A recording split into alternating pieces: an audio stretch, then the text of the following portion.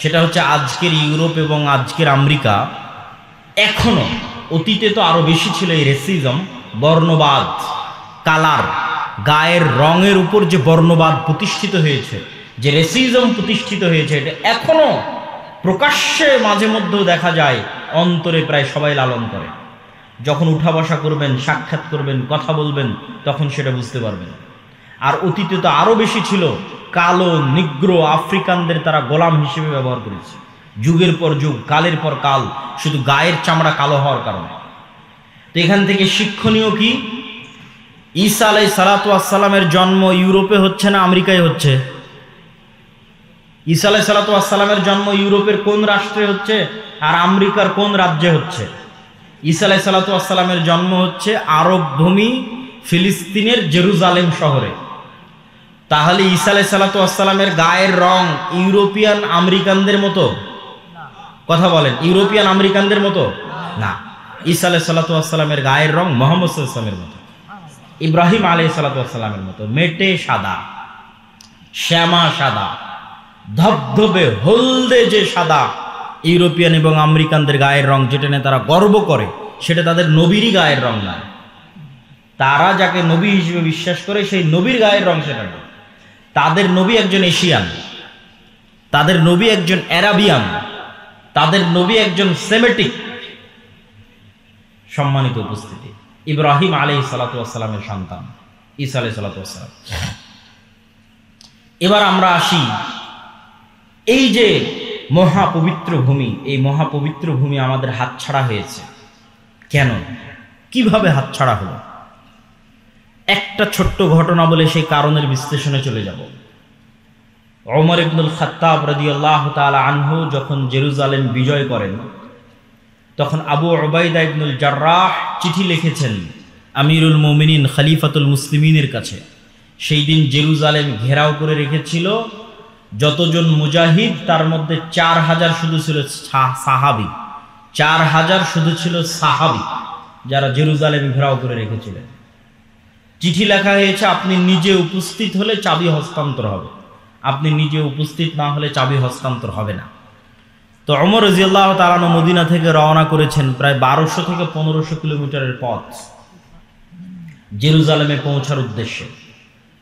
তো যখন তিনি পৌঁছাচ্ছেন, সহিহ সূত্রে প্রমাণিত যে তখন তিনি উটের যে লাগাম আছে সেই লাগাম ধরে টানছিলেন, আর তার গোলামকে উটের পিঠে বসিয়ে রেখেছিলেন, আর তার পোশাক ছিল জীর্ণ শীর্ণ।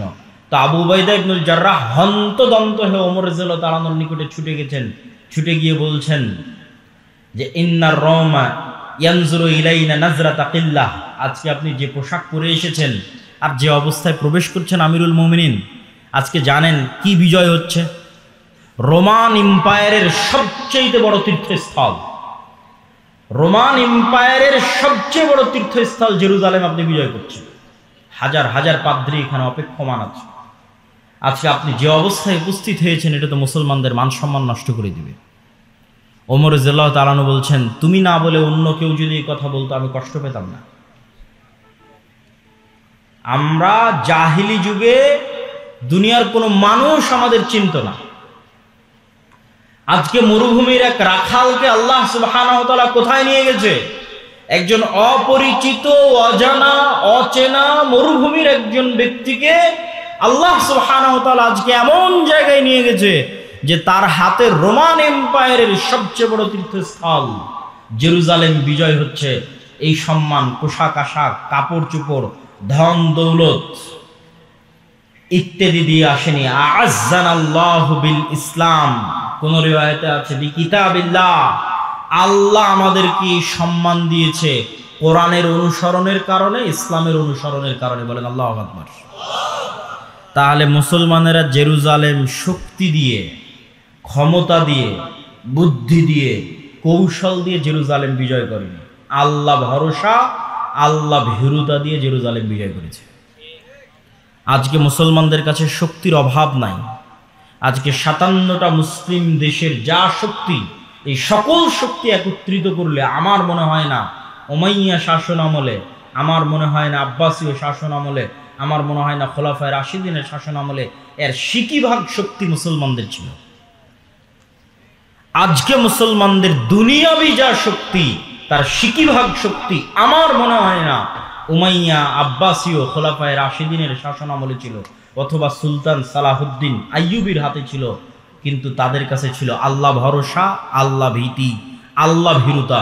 আমাদের কাছে দুনিয়াবি সকল পথপন্থা আছে, কিন্তু ওই দুইটা জিনিস আমরা হারিয়ে ফেলেছি, আল্লাহ ভরসা এবং আল্লাহ ভীরুতা, তাকওয়া পরহেজগারিতা এবং তাওয়াক্কুল আলাল্লাহ। সম্মানিত উপস্থিতি, মুসলমানদের আজকের এই অবস্থাকে আমি আমার বহু বক্তব্যে তুলনা করেছি যে আজকের মুসলমানেরা এই যুগের বানু ইসরাইল, এবং তুলনার মানদণ্ডটা কি সেটা দিয়ে এই বক্তব্যের শিক্ষার দিকে এগিয়ে যাচ্ছি। কিভাবে আমরা এই দাসত্ব এবং এই গোলামি থেকে মুক্তি পাব সেটার দিকে এগিয়ে যাচ্ছি। তুলনার মানদণ্ড কোথায়? আল্লাহ সুবহানাহু ওয়া তাআলা কোরআন মাজিদে বলছেন, وَإِذْ نَجَّيْنَاكُمْ مِنْ آلِ فِرْعَوْنَ يَسُومُونَكُمْ سُوءَ الْعَذَابِ يُذَبِّحُونَ أَبْنَاءَكُمْ وَيَسْتَحْيُونَ نِسَاءَكُمْ। স্মরণ করো সেই দিনের কথা যেই দিন আমি আল্লাহ তোমাদেরকে ফেরাউনের কবল থেকে বাঁচিয়ে দিয়েছিলাম। কোন ফেরাউনের কবল থেকে বাঁচিয়ে দিয়েছিলাম? যে তোমাদের ছেলে সন্তানদের জবাই করত আর তোমাদের মেয়ে সন্তানদের জীবিত রাখত। তাহলে ওই যুগের বানু ইসরাইলদের উপর ফেরাউনের জুলুমের মাপকাঠি হচ্ছে ফেরাউন ওই যুগের বানু ইসরাইলদের ছেলে সন্তানদের জবাই করত, মেয়ে সন্তানদের বাঁচিয়ে রাখত। ঠিক কাছাকাছি ওই রকমই জুলুম আজকের যুগের ফেরাউনেরা আজকের যুগের মুসলমানদের উপর গাজাই করতেছে। কাছাকাছি ওই রকমের জুলুম, বরং তার চেয়ে ভয়ঙ্কর হতে পারে, তার চেয়ে ভয়াবহ হতে পারে। এখানে নারী পুরুষ শিশু পার্থক্য ছাড়াই গত 1.5 বছরে 50,000-এর বেশি নারী পুরুষ শিশুকে গাজার মাটিতে হত্যা করা হয়েছে। নাউজুবিল্লাহ। আর সমগ্র পৃথিবীর চোখের সামনে, সমগ্র মুসলিম বিশ্বের চোখের সামনে। সম্মানিত উপস্থিতি, তাহলে আমি বলছি আজকের যুগের মুসলমানেরা আজকের যুগের বানু ইসরাইল, ওই যুগের বানু ইসরাইলের উপর যেভাবে ফেরাউনের জুলম এবং অত্যাচার চলত। এবং এটা বলার পিছনে আমার লজিক আর একটা আছে, এটার থেকে আপনাদের শিক্ষা আছে। সেই লজিকটা হচ্ছে, পবিত্র কোরআন খুলেন, সূরা বাকারা পড়েন। সূরা বাকারায় আল্লাহ সুবহানাহু তাআলা যেই জাতির বর্ণনা লম্বা সময় যাবত দিয়েছেন, সেই জাতির নাম বানু ইসরাইল। যাবত ছোট্ট ছোট্ট ঘটনা আল্লাহ বানু ইসরাইলের তুলে ধরেছে। তো বানু ইসরাইলের ঘটনা এত ব্যাপক আকারে পবিত্র কোরআনে তুলে ধরার এটি রহস্য হতে পারে যে এমন একদিন আসবে যেই দিন বানু ইসমাইল বানু ইসরাইলের মতো হয়ে যাবে। সেই দিন যেন তারা বানু ইসরাইলের এই 4000 বছর আগের ঘটনা থেকে শিক্ষা নেয়। এই জন্য উম্মতে মুহাম্মাদীর শিক্ষার জন্য বানু ইসরাইলের এত লম্বা ঘটনা আল্লাহ সুবহানাহু ওয়া তাআলা কোরআন মাজিদে তুলে দিলেন, যেন একদিন আসতে পারে যেই দিন উম্মতে মুহাম্মাদীর অবস্থা বানু ইসরাইলের মতো হতে পারে। দুই একটা কথা কি বানু ইসরাইলের, তাহলে আপনি উম্মতে মুহাম্মাদীর সাথে মিলাতে পারবেন।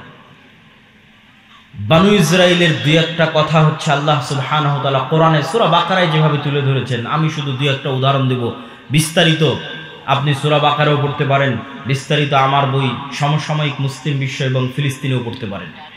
কি সেই ঘটনা? সেই ঘটনা হচ্ছে বানু ইসরাইলেরা চোখের সামনে দেখলো ফেরাউন ডুবে গেছে। চোখের সামনে নিজে চোখে দেখেছে ফেরাউনকে ডুবতে। কোন ফেরাউন? যে ফেরাউন তাদের ছেলে সন্তানদের জবাই করত, মেয়েদের বাঁচিয়ে রাখত। এই চোখের সামনে ফেরাউনকে ডুবতে দেখার পরও বানু ইসরাইল মূসা আলাইহিস সালাতু ওয়াস সালামকে বলছে, লান নুমিনা লাকা হাত্তা নারাল্লাহ জাহরা। মূসা, ততক্ষণ পর্যন্ত তোমার আল্লাহর উপর ঈমান আনয়ন করব না যতক্ষণ না স্বচক্ষে তোমার আল্লাহকে না দেখছি। নাউজুবিল্লাহি মিন যালিক। এরা স্বচক্ষে ফেরাউনকে ডুবতে দেখেছে। ফেরাউনকে স্বচক্ষে ডুবতে দেখার পর নবীকে বলছে, তোমার তাওরাত বিশ্বাস করি না, তোমার আল্লাহর কথা বিশ্বাস করি না স্বচক্ষে যতক্ষণ আল্লাহকে না দেখবে। লোহিত সাগর পার হয়ে আজকের যে বিশাল মরুভূমি আছে, সিনাই মরুভূমি, এই বিশাল সিনাই মরুভূমিতেই মূসা আলাইহিস সালাতু ওয়াস সালাম বানু ইসরাইলকে নিয়ে ঘুরপাক খাচ্ছেন। তো একদিকে লোহিত সাগরের লবণাক্ত পানি, আর মরুভূমিতে পানি আসবে কোথায় থেকে? ওয়াইজ ইসতাসকা মূসা লিকওমিহি ফাকুল নাযরিব বিআসাকাল হাজার ফানফাজারাত মিনহু ইসনাতা আশারাতা আইনা। যখন মুসার কওম মুসাকে বলল পানির ব্যবস্থা করে দাও, তখন আমি মুসাকে বললাম, মুসা লাঠি দিয়ে পাথরে আঘাত করো। মুসা আলাইহিস সালাতু ওয়াস সালাম লাঠি দিয়ে পাথরে আঘাত করলেন, তখন বানু ইসরাইলের জন্য 12টা ঝর্ণা তৈরি হলো। 12টা ঝর্ণা কেন, কে বলতে পারবে? ইয়াকুব আলাইহিস সালাতু ওয়াস সালামের 12 সন্তানের জন্য, ইউসুফ আলাইহিস সালাতু ওয়াস সালামে সহ 12 ভাইয়ের জন্য। মানে ঘটনার ধারা হয়তো মিলাতে পারেননি, আমি সুন্দর করে মিলিয়ে দিই। ইব্রাহিম আলাইহিস সালাতু ওয়াস সালামের সন্তান ইসহাক, ইসহাক আলাইহিস সালাতু ওয়াস সালামের সন্তান ইয়াকুব, ইয়াকুব আলাইহিস সালাতু ওয়াস সালামের সন্তান ইউসুফ। এতদূর পর্যন্ত সবাই জেরুজালেমে আছে, মানে ফিলিস্তিনে আছে, আজকের মসজিদে আকসা এবং তার আশেপাশে আছে। ইউসুফ আলাইহিস সালাম কুয়াতে ভাইয়েরা ফেলে দিল, মিশরের বাজারে বিক্রি হয়ে গেলেন। তারপরে ইউসুফ আলাইহিস সালাম যখন বাপের সাথে মিলিত হয়ে গেলেন, তখন পুরো বংশ জেরুজালেম ফিলিস্তিন থেকে কোথায় চলে গেল? মিশরে চলে গেল। ইউসুফ আলাইহিস সালাতু ওয়াস সালামের 400 বছর পর মিশরে মুসা আলাইহিস সালাম আসতেছে। ইউসুফ আলাইহিস সালাতু ওয়াস সালামের 350 400 বছর পর ইউসুফ আলাইহিস সালামের ভাইদের বংশেই, ইয়াকুব আলাইহিস সালাতু ওয়াস সালামের সন্তানদের বংশেই 400 বছরে বংশ এত বড় হয়ে গেছে। 12 ভাইয়ের সন্তান, সন্তান তার সন্তান, তার সন্তান, তার সন্তান, সব নবীর সন্তান। যারা বলতেছে যে আল্লাহকে না দেখা পর্যন্ত ঈমান আনয়ন করব না, এরা ইব্রাহিম আলাইহিস সালাতু ওয়াস সালামের সন্তান, এরা ইউসুফ আলাইহিস সালাতু ওয়াস সালাম এবং তার ভাইদের সন্তান 400 বছর পর। যারা বলতেছে তোমার আল্লাহকে বলো যে পানির ব্যবস্থা করে দিতে, তখন আল্লাহ মুসা আলাইহিস সালাতু ওয়াস সালামকে বললেন লাঠি দিয়ে পাথরে আঘাত করো, তো 12টা ঝর্ণা তৈরি হলো। 12টা ঝর্ণা কাদের সম্মানে? 12 ভাইয়ের, 12 গোত্রের, 12 বংশের সম্মানে। এমনকি মুফাসসিরিনে কেরাম লিখছে, যখন মুসা আলাইহিস সালাতু ওয়াস সালাম সমুদ্রের লাঠি দিয়ে আঘাত করেন, তখন একটা রাস্তা নয় 12টা রাস্তা তৈরি হয়েছিল। ইয়াকুব আলাইহিস সালামের 12 সন্তানের 12 বংশধরের সম্মানে 12টা রাস্তা তৈরি হয়েছিল। তারা বলতেছে যে আল্লাহকে ততক্ষণ ঈমান করবো না যতক্ষণ না দেখবো। তাদের আরেকটা উদাহরণ দেখি। তো যেহেতু মরুভূমি, খাবারের কোনো ব্যবস্থা নাই, তো আল্লাহ আসমান থেকে মান্না এবং সালোয়া ব্যবস্থা করে দিয়েছে খাবারের জন্য। আর পানি, পাথর ফেটে পানি বের হচ্ছে মরুভূমির মধ্যে, পাথর ফেটে পানি বের হচ্ছে মরুভূমির মধ্যে, আসমান থেকে খাবার আসতেছে। তারপরেও তাদের সহ্য হচ্ছে না, তারা বলছে লান নাসবিরা আলা তুআমিন ওয়াহিদ উদউ লানা রাব্বাক। মুসা, এক খাবার, এই সকাল সন্ধ্যা একই মান্না সালোয়া, আর সকাল সন্ধ্যা পানি আর মান্না সালোয়া। মান্না সালোয়ার বিবরণ পড়তে গেলে আপনারা আশ্চর্য হবেন। আজকের পৃথিবীর সবচেয়ে দামি মাশরুম, যেটা কেজি বাংলাদেশি টাকায় 4 থেকে 5 লক্ষ টাকা, আজকের বাংলাদেশি টাকায় পৃথিবীর যেটা সবচেয়ে দামি মাশরুম, বিশেষ সময়ে বিশেষ কালে উৎপাদিত হয়, সেই মাশরুম আর বিশেষ এক পাখির গোস্ত হচ্ছে মান্না সালোয়া, যার 1 কেজির দাম বাংলা টাকায় 4 থেকে 5 লক্ষ টাকা। সেটা তাদেরকে জান্নাত থেকে দেওয়া হতো। তখন তারা বলছে লান নাসবিরা আলা তুআমিন ওয়াহিদিন, এক খাবার ভালো লাগে না, তোমার আল্লাহকে বলো এই মাটি থেকে আদা, রসুন, পেঁয়াজ, চাল, গম, ডাল ইত্যাদি উৎপাদন করে দিতে। তখন আল্লাহ সুবহানাহু ওয়া তাআলা বলছেন ঠিক আছে, এগুলো উৎপাদন করার জন্য তো শস্য, সবুজ শ্যামল জমি লাগবে, আছে আজও ফিলিস্তিন শস্য শ্যামল সবুজ জমি, প্রচুর পরিমাণে জাইতুন উৎপাদন হয় আজও ফিলিস্তিনে, তিন উৎপাদন হয় প্রচুর পরিমাণে। তো সেই জমি আল-আরজুল মুকাদ্দাসা, পবিত্র ভূমি। কোন পবিত্র ভূমি? 400 বছর আগে এই পবিত্র ভূমিতে তোমাদের বাপদাদা ইয়াকুব, ইসহাক, ইব্রাহিম বসবাস করত। কিন্তু ইউসুফ আলাইহিস সালাতু ওয়াস সালামের কারণে তোমরা মিশরে চলে এসেছিলে, তার 400 বছর পর আজকে তোমরা এখানে। তো এই মাটি তোমাদের, তোমরা এখন সেই মাটি বিজয়ের জন্য যুদ্ধে অবতীর্ণ হও। তখন এরা সব নবীর সন্তান, তারা বলতেছে মুসা আলাইহিস সালাতু ওয়াস সালামকে, ইযহাব আনতা ওয়া রাব্বুকা ফাকাতিলা, মুসা তুমি আর তোমার আল্লাহ গিয়ে যুদ্ধ করো। নাউযুবিল্লাহি মিন যালিক। তাহলে খালি বনু ইসরাইলের 2-1টা ঘটনার উদাহরণ দিলাম, যেই ঘটনাগুলো আল্লাহ কোরআনে বলেছেন সূরা বাকারাতে। আমি 2-1টা করে আয়াত পড়েছি আর সেখান থেকে অনুবাদ করেছি। তাহলে এবার বলেন তো, নবীদের সন্তানেরা 400 বছরে এতটা সংকীর্ণ মনা, এতটা ন্যারো মাইন্ডেড, এতটা আত্মমর্যাদাহীন, এতটা আত্মসম্মানহীন, এতটা গোলামের স্বভাবে কিভাবে তাদের চরিত্র পরিবর্তন হয়ে গেল। আমি যখন প্রথম ইউরোপ যাই তখন মূলত আমি এই হিসাবটা মিলাতে পেরেছি।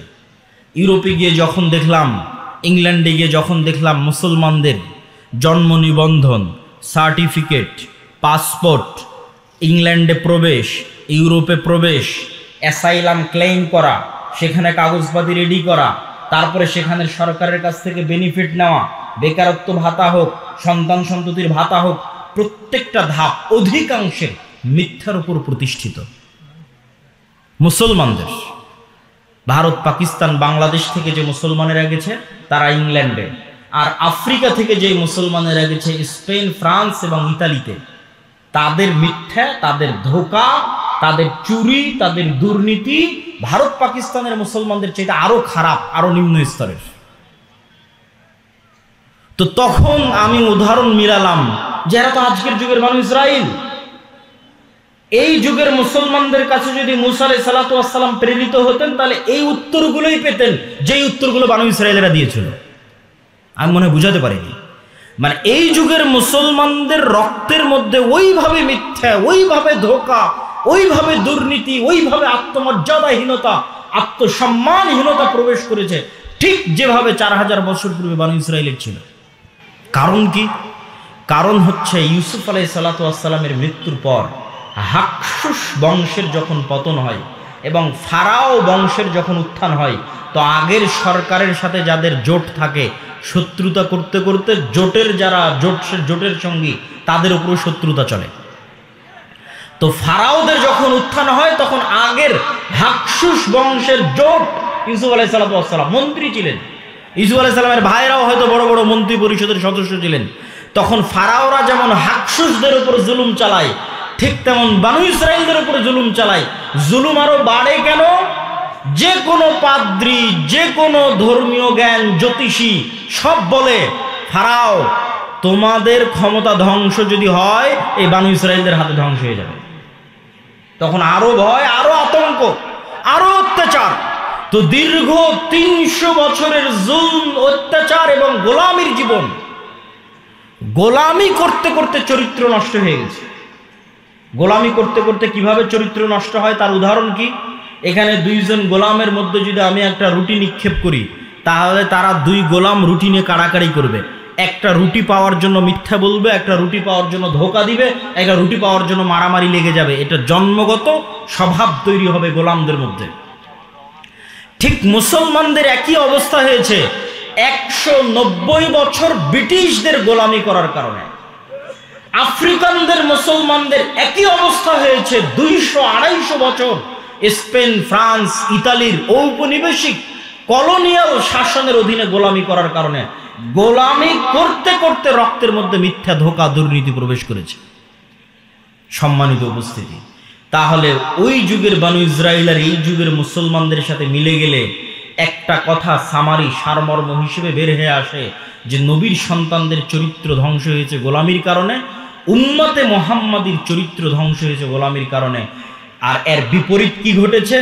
এর বিপরীত মুসা আলাইহিস সালাতু ওয়াস সালামকে আল্লাহ যদি ফেরাউনের বাড়িতে না নিয়ে যেতেন, আর মুসা আলাইহিস সালাতু ওয়াস সালাম যদি বানু ইসরাইলের সাথে মানুষ হতো, তাহলে মুসা আলাইহিস সালামের রক্তের মধ্যেও গোলামির স্বভাব তৈরি হয়ে যেত। মুসা আলাইহিস সালাতু ওয়াস সালামকে আল্লাহ পূর্ণ আত্মমর্যাদা, আত্মসম্মানের সাথে মানুষ করার জন্য রাজার বাড়িতে পাঠিয়ে দিয়েছেন। তাহলে মুসা আলাইহিস সালামের স্বাধীন চেতা মনোভাব ঠিক থাকবে। স্বাধীন চেতা মনোভাবের প্রমাণ কোথায়? মুসা আলাইহিস সালাতু ওয়াস সালাম একদিন দেখতেছে, একদিন জুলুম হতে দেখেছে। একদিন কি? ফারাওদের একদল অনুসারী বানু ইসরাইলের একদল অনুসারীর উপর অত্যাচার করতেছে। তো একদিনের দেখা অত্যাচার মুসা আলাইহিস সালাম সহ্য করতে না পেরে এক থাপ্পড় দিয়ে ফারাওয়ের ওই ব্যক্তিকে ওখানেই তিনি হত্যা করে দিয়েছেন। কেন? তার মধ্যে স্বাধীন চেতা, আত্মমর্যাদা, আত্মসম্মান ছিল। যদি বানু ইসরাইলদের সাথে বড় হতেন তাহলে এটাকে উনি জুলুমই মনে করতেন না। এটা তো আমার ভাগ্যে, তাকদীরে, আমরা এইভাবেই বড় হয়েছি, এভাবেই গোলামি দেখেছি, কে বাধা দিতে যাবে? বাধা দিতে গেলে বিপদে পড়বো। কিন্তু যখন উনি নেতা, তখন জুলুমের বিরুদ্ধে আওয়াজ উঠিয়েছেন, মিথ্যার বিরুদ্ধে, অত্যাচারের বিরুদ্ধে আওয়াজ উঠিয়েছেন। সম্মানিত উপস্থিতি, এই পুরো আলোচনার সারমর্ম আল্লামা ইকবালের একটি কবিতা। আল্লামা ইকবাল বলছেন, সাবাক ফিরসে পড়, সাদাকত কা, শুজাআত কা, আদালত কা, লিয়া জায়েগা তুঝসে কাম, দুনিয়া কি ইমামত কা। মুসলমানেরা, তোমাদের মধ্যে আনুষ্ঠানিকতা, ইসলামের সব আনুষ্ঠানিকতা আছে। সাহারি ইফতারি কত সুন্দর করে মসজিদে আপনারা করেছেন, ঈদের সালাত বিশাল মাঠে আদায় করেছেন, ইতিকাফ হয়েছে, লাইলাতুল কদর হয়েছে, সমাজ থেকে ফিতরা বন্টন হয়েছে, কতজন উমরা করতে যাচ্ছে, কতজন হজ করতে যাচ্ছে। আনুষ্ঠানিকতার অভাব নাই, কিন্তু কোথায় সমস্যা?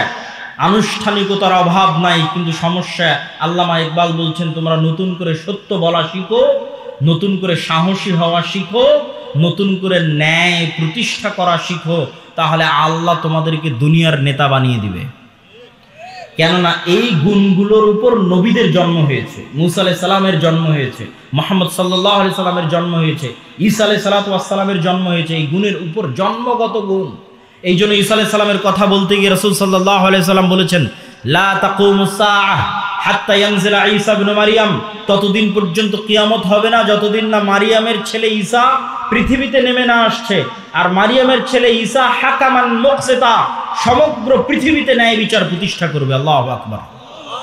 তাহলে এই রাষ্ট্রে ইসলামের ব্র্যান্ডিং ন্যায় বিচার, রাষ্ট্রে ইসলামের ব্র্যান্ডিং ন্যায় বিচার আল্লাহর নবী করে দিলেন। তো আমাদের মধ্যে ন্যায় বিচার প্রতিষ্ঠার গুণই নাই জন্মগত, তাহলে আমরা কিভাবে নেতা হব? এখানে দুই একটা উদাহরণ দিব আপনাদের বুঝার সুবিধার্থে। বাংলাদেশে গত 16 বছর এরকম অসংখ্য ওসি, ডিসি, এসপি, মন্ত্রী, মিনিস্টার ছিল যাদের 80%-এর বেশি এরকম জালসা সম্মেলনের প্রধান অতিথি, বিশেষ অতিথি হয়েছে না হয়নি? হয়েছে।